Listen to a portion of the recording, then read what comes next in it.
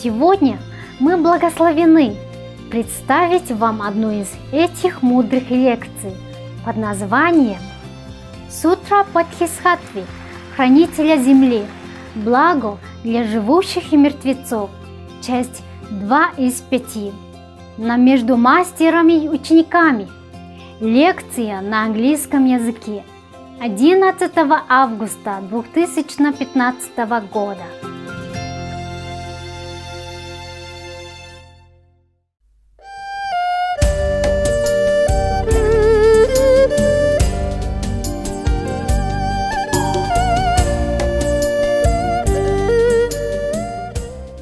Everything that we have to undergo in this lifetime, it's all our own doing. Can't blame anyone.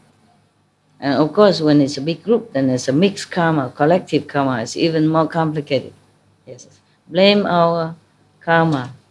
Blame our shortage of merit, that we don't have a better place. Okay? And don't even blame me. This place I did not buy. I paid, but I did not buy it. Understand me? I did not choose it. Yeah. I wasn't here. And then when I came back and have a look, I said, oh my God, what to do? Then I make the best out of it for you, okay? I bring some blessing here, I bring some heaven connection for you. But, you know, it's getting smaller also. It's time to move, but I don't know where yet, okay? I'm still hearing, looking, considering. Sometimes I feel like going someplace and then suddenly some karma come and then I feel disconnected with that place immediately and then no more, no result. Understand? I'm still waiting for something else. If not, meanwhile, we are here. And then we have to keep going to our home, okay? You know, according to the time of your flight. And just keep going. Yes. That's only this is good already. Yeah? Remember? Don't think if we change it, it's better. It's not necessary. Just have to change our karma and increase our merit by doing good things, okay? By being more humble, more inward, contemplating and knowing things, knowing inside things, knowing the real cause of everything, knowing the truth. Don't blame me. All right, it's only 2 o'clock. It's very good. You want to hear some more hell stuff? Yeah. 1, 2, 3. There are some others. Oh, you want to hear the, Want to go out? You want to go? What was it then? No? No? No. Did you eat yet? Yeah. Oh, you eat in the morning, right? This is a good time. But I cannot always do according to schedule, okay? I have my things to do. I have to meditate. If I can, I always come see you. Yeah? Sometimes I see you very late in the night. I have to. Sometimes I can go early in the morning like this, or sometimes noon, sometimes afternoon. I'm not like a machine, okay? I can't always do what you think I must do or should do or on time. I can't. I'm sorry, but this is the way it is. Huh? Okay? I have work to do. I have my meditation to do also. Don't forget that. I have my business to run, and don't forget that. I have my dogs to take care. They are my best friend. They always love me no matter what. No matter what time I come, always so happy, like first time ever. Always so happy. I have to say that they comfort me a lot all these years. Yeah? Because dealing with all these negative things sometimes is not pleasant. You know, it saps your energy and enthusiasm. So the dogs always love me and I thank them for that. So I have to take care of them now that they're older and, you know, less healthy. Like today, Benny had to go to the clinic for checking up. Yeah. And the other day, Happy must go to doctor. You know, she doesn't look as beautiful as before. She has many spots on her body. You know, it's not as pretty, but I always love her. I say, oh, you're always my princess. Yeah, I have to go and check out on them, a couple of times a day, even though I don't live with them like practically in same room anymore like before. Before I had less disciple, okay, less work to do, less business to run. Everything is multiply now, and I don't multiply myself. That's the only problem. If I can multiply myself, then I can do better, huh? The physical body only one. The dogs, I have to give them snacks and love. They don't just eat food, but it's like you, they need love, yeah. And I have the duty to take care of them because I took them in, then they depend on me. So I cannot just say, okay, now I'm busy, I don't want them no more, and it's not like that. Detachment is different from being irresponsible and cruel. Do you understand me? That's why I told you that God doesn't bother testing me and doesn't try to test me like take my dog away or do something that I won't give him. Okay? I don't care what sin it will be. I don't care if I don't go higher immediately. I don't care. Okay. Any question or not? Any question today? Some water? Water for you? No, for you. For me? Okay, good. To drink. Good idea. I didn't eat anything, so today I don't drink. It's okay too. Just yesterday I ate something, and soy sauce too much, and I forgot to drink. But today it's something. It's not thirsty, but thank you. Very nice of you. Very nice. What is this here? I don't know. It helps, huh? Yeah. And after that we can go to hell again.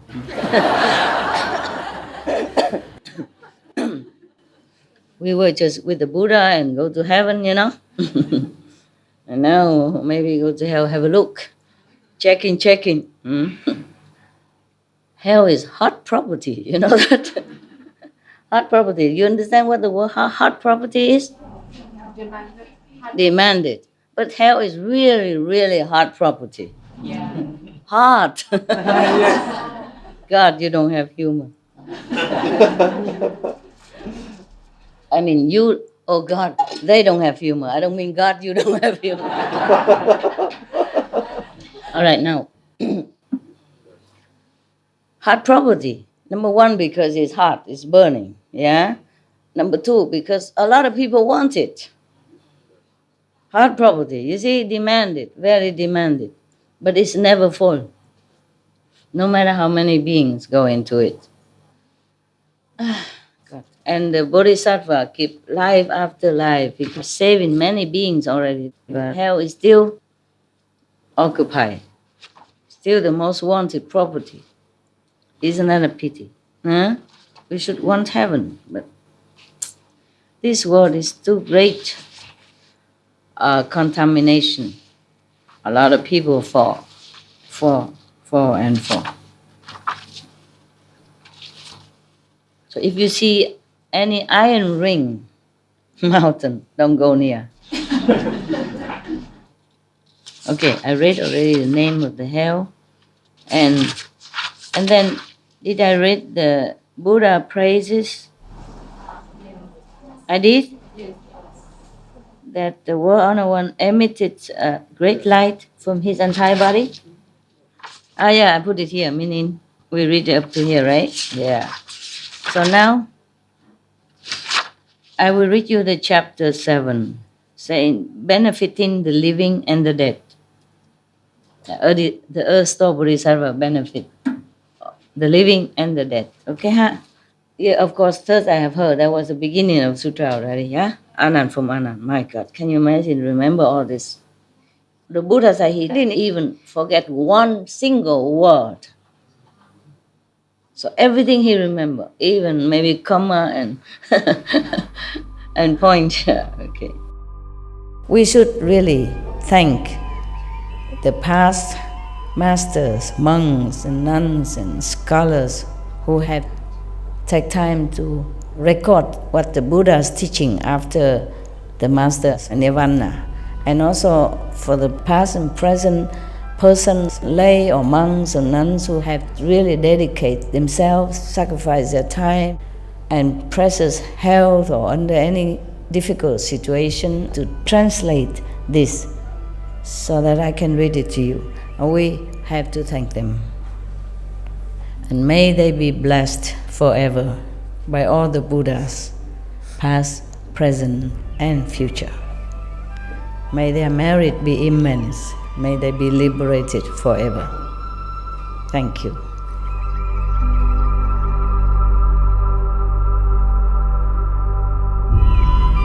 According to Buddhism and the believer and the tradition, when you read sutra and all that, you have to put on incense, flower, and bow to the sutra first and thank all the Buddhas and Bodhisattva in 10 directions, all respectfully, before you read it, okay?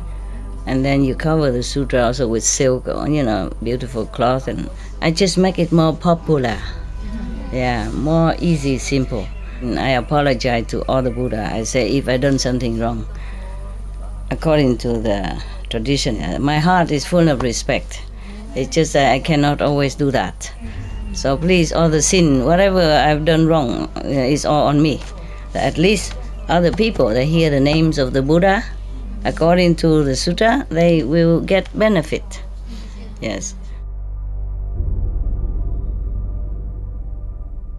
At that time, Earth-Star Bodhisattva Mahasattva said to the Buddha, "World-honored one, I see that every single movement or steering of thought on the part of beings of Jambudvipa in this world is an offense. Everything we think, everything we move is some kind of offensive action. It has offensive nature. And of course then offensive effect to us. Beings tend to use up the wholesome benefits they gain. Many of them end up retreating from their initial resolve. If they encounter evil conditions, they augment themselves with every thought. They are like people trying to carry heavy rocks or walking through mud. Each step becomes more difficult and the rocks more cumbersome as their feet sink deeper." Did anybody try to find out for me who translate and who prints all this? Because they don't say it here. So in case it's not the same place, then I will have to make some offering to them, so that they can continue their work. And I dedicate all that merit to all the people who have no merit. It's not for me. I don't need to earn any merit from this. I don't do all these good things because I want to earn merit. Good merit, bad merit is just bondage here. Understand? I don't want any. Okay. If they meet a mentor, he may be strong enough to lighten or even totally remove their burdens. Helping them thus, the mentor will urge them to step on solid ground, pointing out that once they reach a level place, they should remain aware of that bad path and never traverse it again. World-honored one, the bad habits of beings range from minor to major. Since all beings have such habits, their parents, relatives should create blessing for them when they are on the verge of dying in order to assist them on the road ahead. What road? Huh? What road ahead of a dying person? Heaven or hell? Yeah, correct. Yeah. That may be done by hanging banners and canopies, lighting oil lamps, reciting the sacred sutras, making offerings before the images of Buddhas or sages, especially the living one. Huh? Yeah. But if you don't have, then you do it from the ascended master. It might help somehow also, okay? If you're sincere, then of course you're connected with heaven. And that master could be able to help you. Another way to assist them is by reciting the names of Buddhas, Bodhisattvas, and Patekya Buddha, so that the recitation of each name passes by the ear of the dying one and is heard in his fundamental consciousness. Even though the person not dead yet but already unconscious, he still hear it. There's another mechanism apart from the body that hears and sees things around while you're dying, okay, or while you're unconscious. Therefore, if you keep practicing what I taught you at time of initiation, like reciting the holy names, for example, so constantly that even when you're unconscious, that mechanism outside of your body and consciousness still working and protecting you and helping you. That's why you don't say, okay, initiation is done, everything good, now I can do what I want, I don't have to meditate, Master is there. I cannot always eat for you. You eat, you grow up, okay? The spiritual food is the same, you eat. All right. Suppose the evil karma created by beings was such that they should fall into the bad destinies, mean hell, or worse, or maybe less than hell's, but suffering path. If their relatives cultivate wholesome causes on their behalf when they are close to death, then their manifold offenses can be dissolved. If relatives can further do many good deeds during the first 49 days after the death of such beings, then the deceased can leave the evil destinies forever. Isn't that cool? Yes. That doesn't mean you continue to do bad things and then before you die you call all the initiates, come in and do good deeds for me. Understand? You are initiated. You are taught right from wrong. This is for the people who are ignorant, who have no refuge in anyone, who have nowhere to go, no one to believe, no one to rely on. So you are the one you probably have to help these kind of people, so that they don't fall to hell.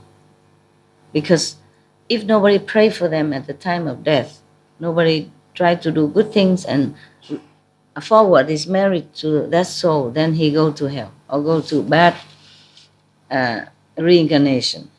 That's why you see all the churches and all the religion, all the Buddhist monks and nuns always busy praying for the dead. My God, because the living don't listen. So when they're dead, maybe they listen. My God, what a culture, huh? What a way, but what to do, okay? So in life, if they don't listen, when they're dead, please try to talk into their deaf ears. It might work. The Buddha says so. Their better consciousness, okay? But 49 days after they die, after the moment they die, okay, 49 days. Because that is the time allowed in between the judgment, you understand, and the death. That's the time allowed. So you cannot always say this word is really that unfair. It is unfair, but there is a loophole that you can use. There are ways you can avoid even if you sin. I don't encourage you to sin, of course. That's why I teach you the 5 precepts. No killing, no lying, no stealing, etc. No intoxicants. And no, what else? No sexual misconduct. Yeah, I teach you all that to protect you, okay? So you don't have to bother people who come at your time of death and waste their breath and to recite so many things for you and have to do good deeds for you. Why? You're able to do it yourself. Okay? You study good teaching every day when you can, you meditate, and you do good deeds. Okay? Why have to rely on somebody else? What if nobody else does that for you when you die? What if? Huh? What if nobody even know that you're dying at that time that you die? Yeah? Most people die in safety, in bed, of course, but not always. Yeah? Some people die outside the house. At the time you die, maybe nobody know. You see? So you prepare for it. You make your luggage ready. every time. And when you travel to the other world, you are ready and safe and, equipped. Capisco? Yes. Yeah. Don't just listen to me. Do it. Okay? Don't just come here. Yeah, Master is right. You're good. And then Master does everything.